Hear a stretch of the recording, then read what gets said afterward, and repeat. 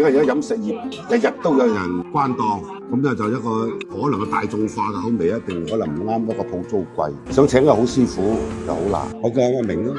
我哋72年就入飲食行業做學徒嗰時候，咁啊至而家其實50年咯。呢間就開咗成30年啦，92年開嘅，即係我哋稍微叫做揾到少少錢嗰時候就間屋買咗落嚟做，刺激物業。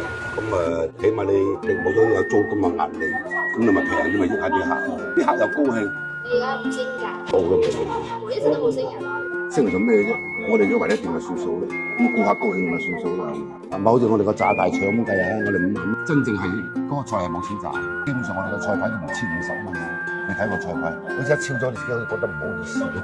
我哋自己計到，人哋已經全部都入晒嗰啲什麼美食協會啊嗰啲，我哋都冇入㗎。唔係低調，我哋唔夠班啊嘛，應該係食家去評論，自己覺得自己個關啊。